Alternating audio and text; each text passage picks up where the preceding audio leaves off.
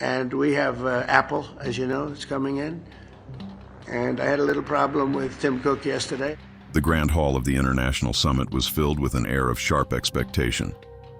Leaders, entrepreneurs, and thinkers from across the globe had gathered under one roof. Cameras flashed, translators whispered into headsets, and the world's press was ready to seize every word. At the center of this storm stood two towering figures, Tim Cook, the CEO of Apple, and Ibrahim Traoré, the young and fiery leader of Burkina Faso. Neither man had come seeking a friendly conversation, and everyone in the hall could feel it. The launch of Apple's latest flagship device. The iPhone 17 had been met with less applause than anticipated. Critics complained about the staggering price, the lack of real innovation, and Apple's overconfidence in brand loyalty. Investors were restless, stock markets trembled, and social media burned with angry rants from disappointed users. Tim Cook had prepared to defend his empire, but what he did not expect was to find himself face-to-face with Traoré, a leader who never minced his words. Traoré leaned forward in his chair, his military-style jacket sharp under the bright lights. His gaze locked on Tim Cook with the fire of a man unafraid to speak the truth. His voice, calm yet cutting, pierced through the murmurs of the room. "Mr. Cook," he began, "your company has built a reputation on innovation. Yet this new device you've released seems more like a symbol of arrogance than progress. People in my country and many others struggle to put food on their tables. Meanwhile, you expect them to pay $1,000 or more for a phone that barely offers anything new. Do you call this leadership or exploitation?" The room fell silent. A shiver of anticipation ran across the crowd. Journalists gripped their pens tighter, sensing history being written before their eyes. Tim Cook straightened his tie, his jaw tightening, but he maintained the polished calmness of a man used to scrutiny. "President Traoré," he replied, his tone steady, "Apple is not in the business of charity. We are in the business of creating products that push the limits of technology. The iPhone 17 represents years of research, design, and engineering. It is not simply a phone, it is the future in people's hands. Progress has a price, and innovation cannot come cheap." A murmur of approval rose from some corners of the room, but Traoré's expression did not soften. He leaned even closer, his voice rising with intensity. "Progress?" he shot back. "You speak of progress while ignoring the pain of millions. You claim to bring the future into people's hands, yet what future are you selling? A future where only the rich can afford to connect? Where a child in Africa, Asia, or Latin America has to choose between school books and a shiny gadget? This is not progress, Mr. Cook. This is exclusion, and exclusion is the death of true innovation." The crowd erupted into whispers and gasps. Some nodded in agreement, others shook their heads. The tension between the two men grew heavier with every word. Tim Cook's eyes narrowed. He was not a man used to being lectured in public, especially not by a political leader whose country was far removed from Apple's primary markets. Yet he could not ignore the force in Traoré's words. "Exclusion?" Tim Cook countered, his voice sharper now. "Let me remind you, Mr. President, that Apple has invested billions in creating opportunities across the globe. We have factories employing thousands, supply chains that feed countless families, and a legacy of products that empower people. The cost of innovation is not measured in sympathy, but in sustainability. If the iPhone 17 sells for a premium, it is because it is premium." The word hung in the air like a spark waiting to ignite a fire. Traoré did not hesitate. His fist struck the table, not in anger, but in emphasis. His voice thundered across the hall. "Premium for whom? For the elite? For the privileged few? You dress your greed in the language of progress, but I see through it. Your company's losses after this launch are not because the world has failed to understand you. They are because the world is finally waking up. People are tired of empty promises.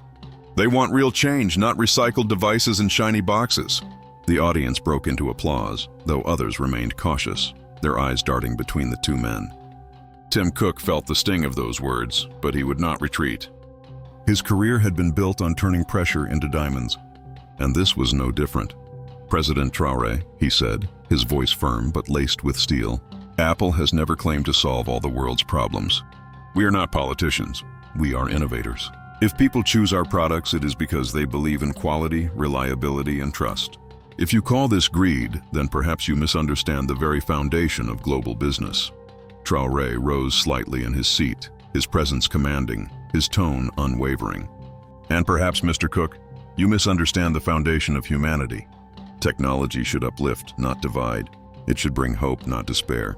If Apple continues down this path, chasing profit while ignoring responsibility, you will not only face losses in your company, you will face the judgment of history itself." The hall erupted in a storm of reactions. Some cheered Traoré's words with passion, others defended Cook with equal fervor. The clash was no longer just about a phone. It was about two visions of the world colliding head-on. The moderator, nervous and sweating, tried to calm the crowd, but the energy was unstoppable.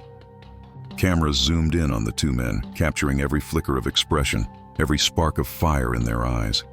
This was not merely a debate. It was a battlefield of ideals. Tim Cook's lips pressed into a thin line. "History," he said quietly but firmly, "will remember Apple as a pioneer, as the company that dared to dream bigger, to think differently. Losses are temporary. Innovation is eternal." Traoré's reply came like a blade cutting through the silence. "And history will remember those who warned you, those who refused to bow to the empire of profit. Mark my words, Mr. Cook. If your empire continues to build walls instead of bridges, it will crumble faster than you imagine." The lights above seemed to burn hotter, the audience more restless. The debate had reached a boiling point, and yet both men seemed unwilling to surrender. Their words were more than arguments. They were weapons, and the world was listening. The tension in the summit hall refused to die down. The world had just witnessed a verbal storm, and now the atmosphere felt even heavier, like thunderclouds waiting to split open. Cameras stayed fixed, journalists scribbled furiously, and millions of viewers across the globe leaned closer to their screens. The confrontation between Apple's Tim Cook and President Ibrahim Traoré had become more than an argument. It was now a spectacle of power, principle, and pride. Tim Cook's calm exterior betrayed a flicker of unease. The iPhone 17's launch had already caused tremors in Apple's financial standing. Reports of declining sales, consumer frustration, and falling stock prices haunted him. Yet here he was, facing a leader who had managed to put those problems into sharp, brutal words. He cleared his throat, his voice steady but clipped. "Mr. President, you speak of morality as though it were the only currency in the world. But let me remind you, without profit, without business, there is no innovation, no progress, no jobs. You accuse us of arrogance, but what you call arrogance, I call vision. And vision is why Apple has survived when countless other companies have vanished into history." Traoré's eyes blazed. He leaned forward, each word cutting like a blade. "Vision without responsibility is blindness. You parade your success, but ignore the suffering hidden beneath it. Do you think your shareholders would care about your vision if the world refused to buy your devices? Look around you, Mr. Cook. Your empire trembles, not because people do not recognize Apple's name, but because they no longer see truth in it. They are waking up to the reality that a brand cannot be worshipped forever. The iPhone 17 is proof of that. You promised the future and delivered the same past in a new box." The audience gasped, a wave of murmurs spreading like wildfire. Tim Cook's lips pressed into a thin, controlled smile, but his voice hardened. "And what would you have me do, Mr. President? Give away our products for free? Turn Apple into a charity instead of the most valuable company on earth? Perhaps it is easy to criticize from the outside, but you cannot deny that billions rely on Apple's ecosystem for work, for creativity, for connection. You may condemn us, but the world chooses us." Traoré rose from his seat, his tall frame commanding the room. His voice thundered with passion, shaking the hall with its conviction. "The world does not choose you out of love. It chooses you because you dominate the market, because you force dependency, because you turn basic communication into luxury. Do you think innovation is about making a phone with one extra camera or a slightly faster chip? No. True innovation is bringing technology to the poorest child in the most forgotten village, giving them a chance to dream, to learn, to rise. That is innovation. Anything less is vanity." The hall erupted in thunderous applause. Some world leaders stood in support, while others remained silent, calculating the political implications. Tim Cook's face stiffened. For a man who thrived on control, on calculated presentations, this fiery confrontation was unlike anything he had ever faced. He finally stood as well, refusing to be overshadowed. His voice, sharp and commanding, cut through the noise. "Mr. President, Apple cannot solve the inequalities of the world. That is the responsibility of governments, of leaders like you. We build the tools. You must build the systems to use them. Don't lay the failures of politics at the feet of technology.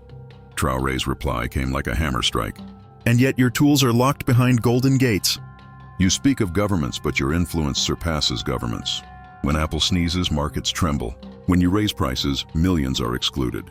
Do not pretend you are powerless. You wield more control than nations, and with such power comes responsibility. But you refuse it, hiding behind excuses. The room grew louder, some shouting in agreement with Traoré, others rallying behind Cook. It was no longer a debate. It was a war of philosophies. Tim Cook's face flushed with intensity. We are not tyrants, Mr. President. We are innovators. And while you accuse us, millions still line up outside our stores, eager to hold the future in their hands. That is not manipulation. That is choice. The losses we face are temporary, but Apple will rise again, stronger than before. Do not mistake a stumble for a downfall. Traoré pointed a finger toward him, his voice booming like thunder. Then rise, Mr. Cook, but rise for the people, not for the shareholders. Rise for the farmer, the student, the laborer, not just the wealthy elite. If Apple continues on this path, your fall will not be temporary. It will be permanent, because an empire built on exclusion cannot last. The people are watching, and they are no longer silent. The entire hall was on fire with energy, leaders whispering, reporters typing at lightning speed, cameras capturing every heartbeat of the clash. The moderator desperately tried to intervene, but the debate had already carved itself into history. Tim Cook drew a deep breath. History will remember Apple as the company that dared to dream, that dared to push boundaries, no matter the criticism. Our losses today will be forgotten. Our vision will not. Traoré's voice struck the final blow. And history will also remember those who warned you. Those who stood against the empire of profit and demanded justice. Mark my words, Mr. Cook. The day will come when even the might of Apple cannot silence the truth. The hall exploded in cheers, gasps, and claps, the world still unsure who had truly won. But one thing was clear, this was not the end. The clash of ideals between Tim Cook and Ibrahim Traoré would echo long after the summit ended. As the cameras lingered, capturing the faces of both men, one polished, one defiant, the debate had already spread like wildfire across the globe. Millions would replay their words. Millions would argue over who was right. And millions would wonder if this was the beginning of a new chapter in the relationship between technology and humanity. The storm was far from over, and as the live broadcast drew to a close, the screen flashed with one final reminder. For more stories like this, make sure to subscribe.